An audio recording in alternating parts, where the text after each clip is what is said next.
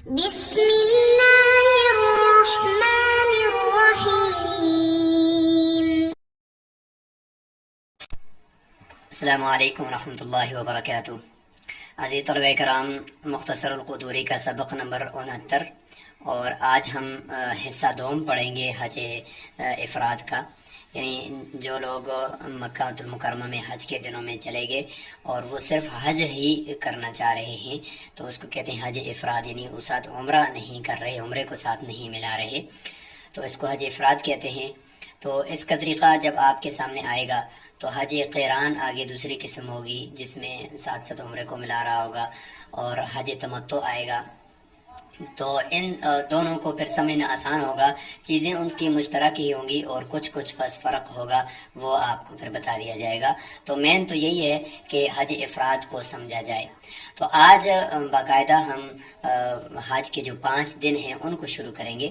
اور ان 5 دنوں میں جو ہونے والے اعمال ہیں ان میں شروع کے پہلے 2 دن کے جو اعمال ہوتے ہیں ان کے اوپر ہم بات کریں گے۔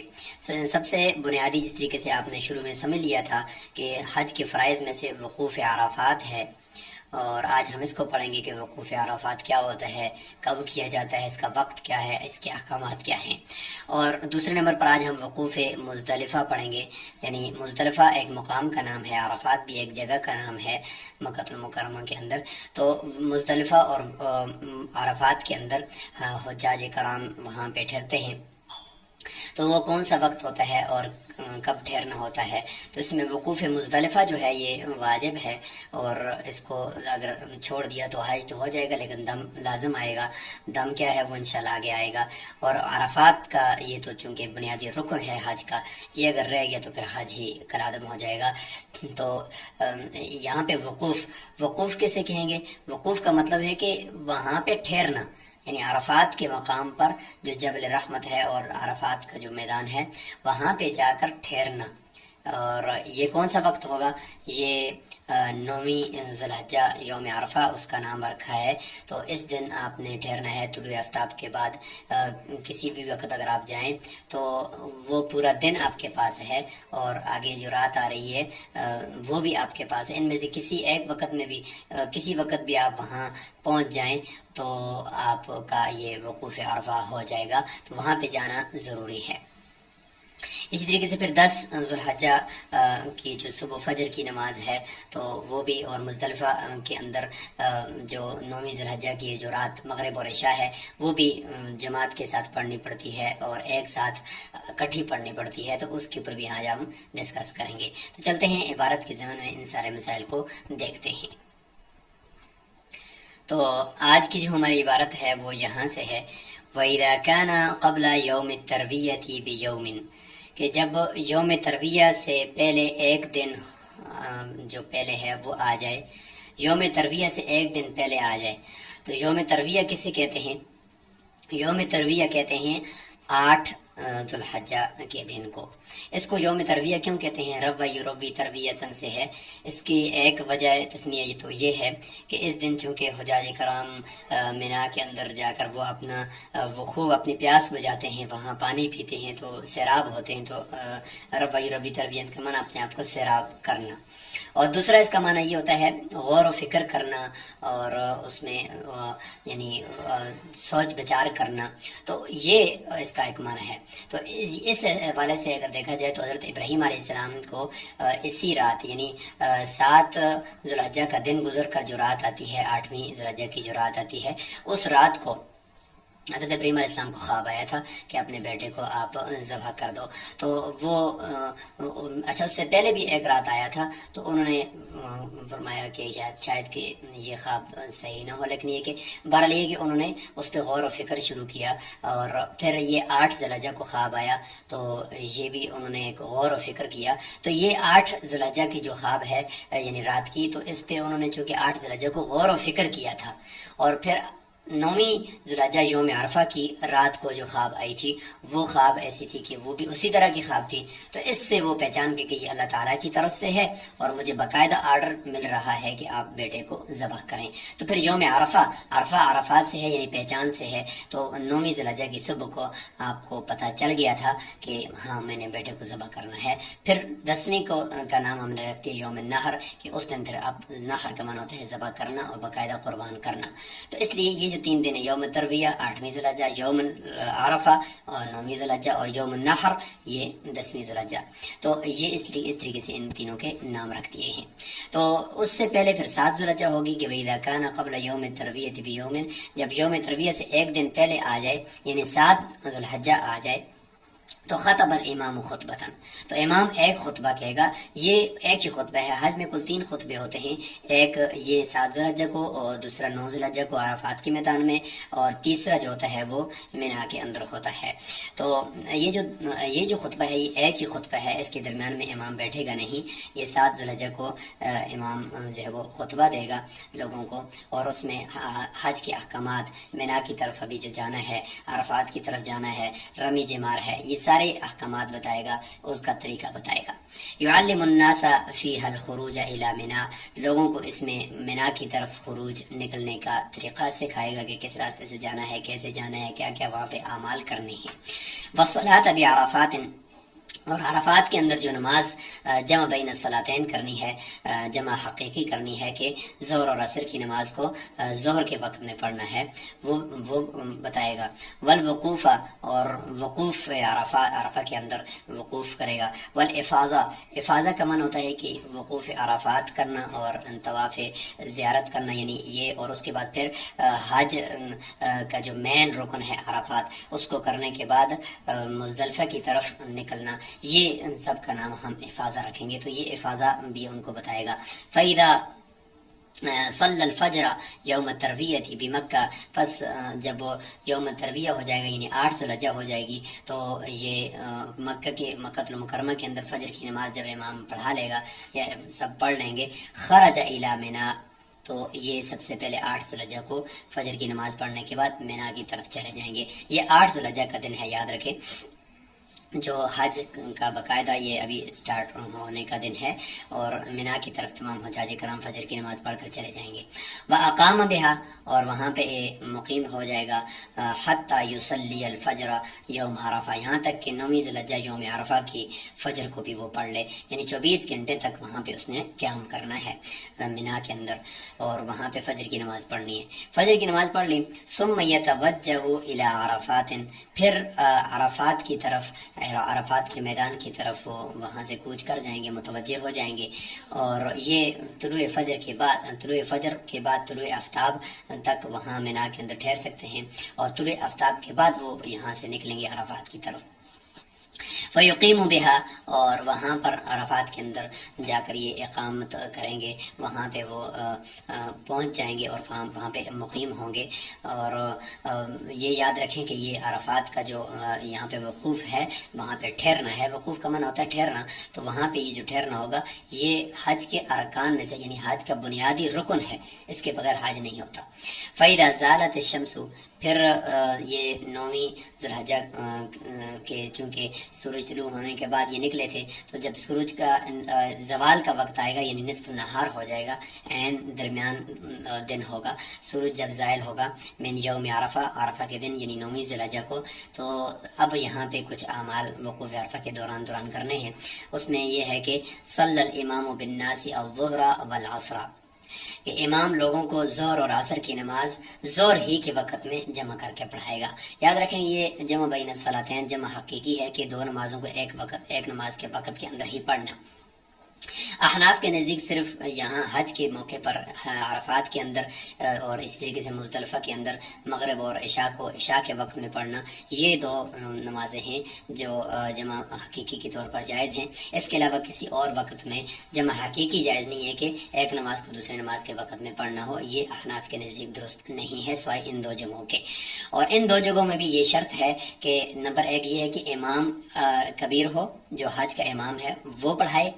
اور دوسرا یہ ہے کہ احرام باندھا ہوا ہو اور عرفات کا میدان ہو، تب جا کر یہ ظہر اور عصر کی نماز ایک وقت میں پڑھنی ہے۔ اگر کسی نے اپنے خیمے میں پڑھ لی ہے ظہر کی نماز، تو اب اس نے دونوں نمازوں کو اپنے وقت میں پڑھنا ہے، یا اس نے احرام نہیں باندھا ہوا پھر بھی اپنے وقت میں پڑھنا ہے، یا اس نے امام کے ساتھ نماز نہیں پڑھی اور کسی اور وجہ سے، تو پھر بھی اس نے ظہر کو اپنے وقت میں، عصر کو اپنے وقت میں پڑھنا ہے۔ یہ ایک جو سہولت دی تھی کہ امام کے ساتھ دو نمازوں کے ایک وقت میں پڑھنے کی، یہ اس لیے کہ چونکہ بہت زیادہ رش ہوتا ہے اور بہت زیادہ بگدڑ مچنے کا خطرہ ہوتا ہے، اس لیے فرمایا کہ ایک دفعہ جب سارے جمع ہو جائیں تو ایک نماز کو ایک ہی وقت میں، دونوں نمازوں کو ایک ہی وقت میں جمع کر لو، کیونکہ دوسری نماز کے لیے دوبارہ اس طرح کا اجتماع ممکن نہ ہوگا۔ اسی طریقے سے مزدلفہ میں بھی یہ ہے کہ مغرب اور عشاء کو اسی دن کی، یعنی یوم عرفہ کی، وہ عشاء کے وقت میں پڑھو، تاکہ اجتماع ایک ہی مرتبہ ہو جائے اور بعد میں رش اور بھگدڑ کی وجہ سے کوئی نقصان نہ اٹھانا پڑے۔ تو یہ شرائط ہونے کے ساتھ ہی آپ وہاں پہ نمازوں کو جمع کر سکتے ہیں، اس کے علاوہ نہیں۔ اور باقی تو سالہ سال میں کسی بھی صورت میں ایک نماز کو دوسری نماز کے وقت میں نہیں پڑھ سکتے، البتہ جمع سوری کر سکتے ہیں کہ ایک نماز کو اس کے آخری وقت میں، دوسری نماز کو اس کے شروع وقت میں پڑھ سکتے ہیں۔ فَيَبْتَدِئُ بِالْخُطْبَةِ أَوَّلًا،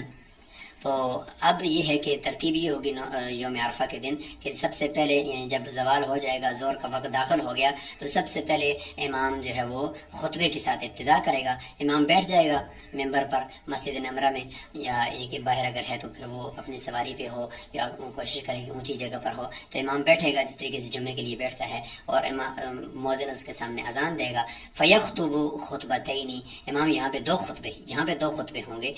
قبل الصلاۃ، نماز سے پہلے یعلم الناس فیہما الصلاۃ، لوگوں کو اس میں یہ نماز کا طریقہ کہ بھئی ابھی ہم دونوں نمازوں کو جمع کرنے جا رہے ہیں، اس کی کیا شرائط ہیں، کیا احکامات ہیں، وہ سکھائے گا۔ والوقوف بعرفہ والمزدلفہ، پھر وقوف عرفہ کے احکامات کہ بھئی آج ہم یہاں پہ ہیں، پھر ہم مزدلفہ کی طرف غروب آفتاب کے بعد چلے جائیں گے، مزدلفہ میں رات گزاریں گے، مغرب عشاء وہاں پہ پڑھیں گے۔ ورمی الجمار، رمی جمار یعنی شیطانوں کو جو کنکریاں ماری جائیں گی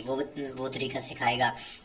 والنحر، اور قربانی اگلے دن، چونکہ یہ 3-4 اعمال اگلے 10 ذوالحجہ کو یوم نحر کے دن کرنے ہیں تو وہ سکھائیں گے۔ والحلق، اور سر کے بال موڑنے سے متعلق احکامات بتائے گا کہ کب موڑنے ہیں۔ وطواف الزیارہ، اور طواف زیارت جو کرنا ہے بنیادی طور پر، جو حج کا بنیادی ایک اہم حصہ ہے، یہ اس کا احکامات بتائے گا۔ تو یہ اس وقوف عرفہ کے دوران جو خطبہ ہوگا اس میں یہ ساری چیزیں آئیں گی۔ اچھا، جب یہ خطبے دو ہو جائیں گے، وَيُصَلِّ بِهِمُ الظُّهْرَ وَالْعَصْرَ، پھر امام ظہر اور عصر کی نماز ان کو پڑھائے گا۔ فی وقت ظہر کے وقت میں، بِاذان، ایک اذان کے ساتھ، و اقامتین، اور دو اقامتوں کے ساتھ، دو نمازوں کے لیے الگ الگ اقامتیں ہوں گی اور اذان ایک ہی ہوگی۔ ومن صلی الظہر فی رحلہ، اگر کسی نے اپنے یعنی اپنے خیمے کے اندر ہی، اپنے جہاں پہ وہ ٹھہرا ہوا تھا وقوف عرفات کے دوران، وہیں پر پڑھ لی ہے وحدہ، اکیلے، تو ظاہر ہے کہ اس کے لیے تو یہ سہولت نہیں ہے، جو وجہ بتائی تھی وہ پہلے یہاں گزر چکی، لہٰذا اس نے کیا کرنا ہے، صلی کل واحدۃ منہما، لہٰذا اب دونوں نمازوں کو یہ پڑھے گا فی وقتہا، ان کے اپنے وقت کے اندر، امام ابو حنیفہ رحمہ اللہ کے نزدیک، اور یہی راجح اور مفتبی قول ہے۔ وقال ابو یوسف و محمد رحمہم اللہ، صاحبین رحمہم اللہ فرماتے ہیں، یجمع بینہما منفرد یعنی اکیلا آدمی جو پڑھ رہا ہے نماز، تو ان کو بھی وہ جمع کر سکتا ہے، اپنے خیمے کے اندر کیوں نہیں پڑھ رہا، پھر بھی وہ ظہر اور عصر کو ایک ساتھ جمع کر سکتا ہے، کہ جب سہولت ہے، جب حدیث میں آیا ہے تو وہ فرماتے ہیں کہ وہ پڑھ سکتا ہے، جائز ہے، لیکن راجح اور مفتبی قول یہاں پہ امام ابو حنیفہ رحمہ اللہ کا ہے کہ وہ پھر جمع نہیں کر سکتا۔ ثم يتوجه الى موقف ہونا چاہیے، وقف یقف سے ہے، موقف ہونا چاہیے، کہ پھر وہ وقوف عرفہ کے لیے موقف، یہاں پہ جو جگہ ہے جہاں پہ ٹھہرنا ہے پہاڑی پر، وہاں پہ وہ جائے گا، اور وہاں پہ وہ جبل رحمت جو ہے وہ اس کے قریب جا کر وہ ٹھہر جائے گا، اور فیقف بقرب الجبل، جبل رحمت جو میدان عرفات میں ہے وہاں پہ جا کر ٹھہرے گا۔ وعرفات کلھا موقف، فرماتے ہیں کہ عرفات جو ہے وہ سارے کا سارا ٹھہرنے کی جگہ ہے، وقوف کی جگہ ہے۔ وعرفات کلھا موقف الا بطن عورانہ، سوائے بطن عورانہ کے۔ بطن عورانہ یہ ایک وادی ہے،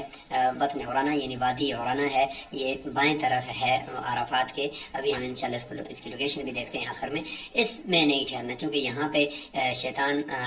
کھڑا ہوا تھا، اور اس لیے فرمایا کہ یہاں پہ نہ ٹھہرے، کیونکہ یہ جگہ جو ہے یہ عرفات کی، وہاں پہ چونکہ نشانات لگے ہوتے ہیں میدان عرفات میں، اس لیے پتہ چل جاتا ہے کہ یہ وادی عورانہ ہے، اس کے پاس نہیں ٹھہرنا۔ اچھا، یہ ہو گیا جی وقوف عرفہ کے کچھ احکامات۔ آگے کچھ امام کے لیے کچھ مزید بھی احکامات آ رہے ہیں، وہ یہ ہے کہ وَيَنبَغِي لِلْإِمَامِ أَن يَقِفَ بِعَرَفَةَ عَلَى رَاحِلَتِهِ، امام کے لیے مناسب یہ ہے کہ وہ عرفہ کے میدان میں جب وہ وقوف کرے گا تو وہ اپنے سواری پر ہو، مطلب یہ کہ کسی اونچی جگہ پر ہو، ممبر پر ہو، جہاں پر بھی ہو، تاکہ لوگوں کو نظر آئے اور لوگوں تک اپنی بات کو پہنچا سکے۔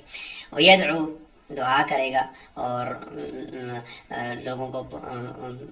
یعنی یہ جو دعا ہوگی یہ آہستہ آواز سے، چونکہ بہتر یہ ہے کہ آدمی ہر ایک دعا وہاں پہ مانگے، چونکہ ہر دعا قبول ہو رہی ہوتی ہے۔ وَيُعَلِّمُ النَّاسَ المناسک، اور مناسک حج کے اعمال لوگوں کو سکھا رہا ہوگا۔ وَيُسْتَحَبُّ أَن يَغْتَسِلَ قَبْلَ الْوُقُوفِ بِعَرَفَةٍ، یعنی وقوف عرفہ سے پہلے غسل کرنا یہ مستحب ہے۔ وَيَجْتَهِدُ فِي الدُّعَاء، اور دعا کے اندر خوب محنت کرے، خوب کوشش کرے، چونکہ یہاں پہ دعائیں قبول ہوتی ہیں۔ فَإِذَا غَرَبَتِ الشَّمْسُ، اچھا یہاں پہ وقوف عرفہ اب مکمل ہو رہا ہے۔ 9 ذی الحجہ یوم عرفہ کی جب غروب آفتاب ہو جائے گا، فرمایا افاظ امام والناس معه على هيئتهم، اور دوسری ایک عبارت ہے على حینتهم، على حیئتهم یعنی وہ اپنی یعنی درمیانی چال کے اندر، علی حیئتهم یعنی دوڑنا نہیں ہے، بہت تیزی نہیں دکھانی، اپنی درمیانی چال کے اندر امام بھی اور لوگ بھی وہاں سے کوچ کر جائیں گے اور وہاں سے عرفات سے نکل جائیں گے، حتی یأت المزدلفہ، یہاں تک کہ وہ مزدلفہ کے مقام پر آ جائیں گے۔ مزدلفہ اصطلاح سے ہے بمعنی قریب ہونا، تو فرماتے ہیں کہ یہاں پہ حضرت آدم علیہ السلام اور حضرت حوا علیہ السلام وہ یہاں پہ ملے تھے اور قریب ہوئے تھے جنت سے واپسی پر، تو اس لیے اس کو مزدلفہ اس مقام کو کہا جاتا ہے۔ تو لہٰذا یہ مغرب کی یعنی غروب آفتاب کے بعد وہ عرفات سے چلیں گے، یہاں پہنچیں گے۔ مغرب کی نماز راستے میں نہیں پڑھنی، اور مغرب کی نماز جو ہے وہ آ کر بھی یہاں پہ نہیں پڑھنی، یہاں تک کہ عشاء کا وقت داخل ہوگا۔ عشاء کے وقت میں پھر مغرب اور عشاء کی نماز امام اسی طریقے سے پڑھائے گا جس طریقے سے اس نے ظہر کی نماز کو اور عصر کی نماز کو انہوں نے ظہر کے وقت میں جمع کیا تھا۔ تو یہاں پہ یہ دوسری جمع حقیقی ہو جائے گی۔ فَيَنزِلُونَ بِهَا، لہٰذا وہ مزدلفہ کے اندر اتریں گے۔ اور وَالْمُسْتَحَبُّ أَن يَنزِلُوا بِقُرْبِ الْجَبَلِ، لہٰذا مستحب یہ ہے کہ یہ اس پہاڑی کے قریب اتریں، الَّذِي عَلَيْهِ الْمِيقَدَةُ، جس کے قریب آگ جلائی جاتی تھی، یعنی زمانہ جاہلیت کے اندر آگ جلائی جاتی تھی، تو اس کے قریب میں وہ جا کر ٹھہریں گے۔ تو اس لیے فرمایا کہ میقدہ کے قریب جا کر انہوں نے ٹھہرنا ہے۔ تو اس جگہ کا نام ہے جبل قزح، کہ الذی علیہ المیقدہ، کہ جہاں پر آگ جلانے کی جو جگہ ہے وہاں پہ ٹھہریں گے۔ یقال له القزح، قزح اونچی جگہ کو کہتے ہیں، اونچی ٹیلے کو کہتے ہیں۔ ویصلی الامام بالناس المغرب والعشاء فی وقت العشاء، کہ امام مغرب اور عشاء کی نماز لوگوں کو عشاء کے وقت میں پڑھائے گا، بِأَذَانٍ وَإِقَامَةٍ، ایک اذان اور ایک اقامت۔ یہاں پہ 2 اقامتیں نہیں ہوں گی، ایک اذان اور ایک اقامت کہہ سکتی ہوں، کہ آلریڈی مغرب کی نماز کا وقت چونکہ وہ گزر چکا ہے، تو وہاں پہ تو عصر کی نماز کا وقت ابھی داخل نہیں ہوا، تو اس لیے اس کے لیے الگ اقامت، تاکہ لوگوں کو اعلان ہو جائے کہ بھئی ابھی عصر کی نماز کا وقت ہے۔ درمیان میں وقفہ نہیں کرنا ظہر اور عصر کے درمیان میں بھی کہ سنتیں پڑھنی شروع کر دیں، نہیں، بلکہ فوراً عصر پڑھنی، اور یہاں پر بھی یہ کہ مغرب اور عشاء فوراً ایک دوسرے کی آگے پیچھے پڑھنی ہے۔ ومن صلی المغرب فی الطریق لم یجز عند ابی حنیفہ و محمد رحمہم اللہ، اگر کسی نے راستے میں یعنی عرفات سے آتے ہوئے راستے میں اس نے وہ مغرب کی نماز ادا کر لی تھی، تو امام ابو حنیفہ رحمہ اللہ کے نزدیک اور امام محمد رحمہ اللہ کے نزدیک یہ جائز اس نے نہیں کیا، اس کو اعادہ کرنا ضروری ہے، یہاں آ کر دوبارہ اس نے نماز پڑھنی ہوگی، یہ جائز نہیں ہے۔ فَإِذَا طَلَعَ الْفَجْرُ، پس جب فجر طلوع ہو جائے گی، یعنی 10 ذی الحجہ کی یوم النحر کی فجر طلوع ہو جائے گی، اب یہ تیسرے دن کے اعمال یہاں سے شروع ہو رہے ہیں۔ صلی الامام بالناس الفجر، تو امام لوگوں کو فجر کی نماز پڑھائے گا، لیکن یہاں پہ کب پڑھائے گا؟ بغلس، اندھیرے کے اندر، یعنی یہاں پہ بہت جلدی جو ہی فجر کا وقت داخل ہوا اذان کے فوراً بعد یہ اندھیرے کے اندر نماز پڑھانی ہے، اور یہاں پہ یہ نماز اندھیرے میں پڑھنا افضل ہے۔ اور اس کے بعد پھر مزدلفہ کے اندر چونکہ وقوف کرنا ہے تو اس لیے اس کو اندھیرے کے اندر پڑھ لیں گے۔ ثم وقف الامام، پھر یہ واجب شروع ہو گیا ہے جی وقوف مزدلفہ، یہ واجب ثانی ہے، اور یہاں پر یہ مزدلفہ کے اندر وقوف ہوگا، جس طریقے سے عرفات کے اندر تھا، دعائیں تھی، تکبیر تھی، اور اللہ تعالیٰ کے سامنے آوازاریاں کرنی تھی، تو اس طریقے سے یہاں پر بھی یہ وقت گزرے گا۔ وقف الناس معه فدعا، امام بھی لوگوں کے ساتھ وقوف کرے گا اور دعائیں کرتا رہے گا۔ اور فرمایا کہ والمزدلفۃ کلھا موقف، مزدلفہ سارے کا سارا یہ وقوف کی جگہ ہے، الا بطن محصر یا الا بطن محصر، سوائے بطن محصر یعنی وادی محصر کے، کہ یہاں پر یہ وقوف نہیں ہو سکتا، کیونکہ شیطان کے بارے میں آتا ہے کہ وہ بالکل راندہ درگاہ ہو کر اور پریشان ہو کر یہاں پہ حسرت کے ساتھ وہ یہاں پہ کھڑا ہوا تھا، تو اس لیے اس کو دوسرا یہ کہ یہاں پہ اصحاب الفیل جو ہاتھی والے آئے تھے خانہ کعبہ کے اوپر حملہ کرنے کے لیے، تو وہ وہاں پہ ان کو شکست ہوئی تھی وادی محصر کے اندر، تو اس لیے یہاں پہ ٹھہرنا نہیں ہے۔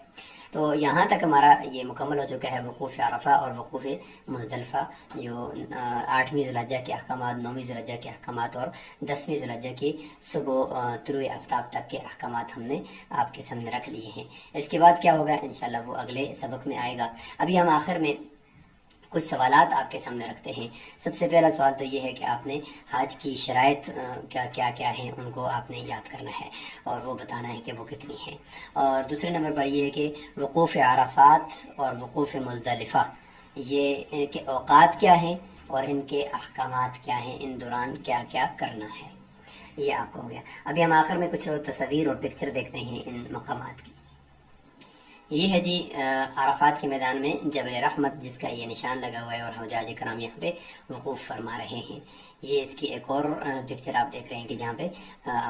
وقوف عرفہ ہو رہا ہے اور سب حجاج کرام یہاں پہ وقوف کر رہے ہیں۔ بہتر یہ ہے کہ کھڑے ہو کر کریں، دیکھیں کافی کھڑے ہیں، کچھ بیٹھے ہوئے بھی ہیں۔ یہ نقشہ ہے جی، یہاں پہ آپ کو جبل عرفات دکھایا جا رہا ہے اور عرفات کا میدان پورا دکھایا جا رہا ہے۔ وادی عرنہ کی طرف نشاندہی کی گئی، یہ وادی عرنہ ہے، ادھر نہیں ٹھہرنا اور باقی سب طرف ٹھہرنا ہے، اور مسجد نمرہ کا بھی نقشہ آپ دیکھ رہے ہیں۔ اور یہ ہے جی ہمارا مزدلفہ کے مقام کی یہ پکچر ہے، اور یہ بھی مزدلفہ کے اندر جو رات آ کر ٹھہرنا ہے یہ اسی مقام کی ہے۔ یہ مزدلفہ کا پورا نقشہ ہے کہ ادھر سے عرفات سے مزدلفہ میں قیام ہے، مشعر حرام جسے کہا جاتا ہے، اور یہاں پہ مسجد مشعر حرام بھی ہے۔ یہ وادی محصر ہے جو بالکل حدود سے باہر، مزدلفہ کی حدود سے باہر بتائی گئی ہے کہ یہاں پہ ہے۔ تو یہ آج ہم نے کچھ چیزیں آپ کو دکھا دی ہیں، اور انشاءاللہ اگلے اسباق کے اندر ہم یہ دیکھیں، یہ عرفات کی جو نقشہ ہے وہ بھی آپ کو یہاں پہ دکھا دیا، مزدلفہ کے نقشہ بھی دکھا دیا، اس میں وادی محصر کی طرف بھی یہ یہاں پہ نشاندہی کی گئی ہے۔ یہ وادی محصر کی ایک تصویر ہے جس میں آپ دیکھ سکتے ہیں کہ بالکل ایک بیابان سی جگہ ہے، اور یہ ایک وادی ہے۔ اس جگہ پہ مزدلفہ کا جو وقوع ہے یہ نہیں کرنا، یہ بھی وادی مزدلفہ ہے۔ تو آج ہم نے جو آپ کے سامنے رکھا ہے وہ یہ ہے سبق کا خلاصہ کہ حج افراد کی ادائیگی کا طریقہ، جس میں ہم نے وقوف عرفات اور وقوف مزدلفہ کے احکامات آپ کے سامنے رکھے ہیں۔ السلام علیکم ورحمۃ اللہ وبرکاتہ۔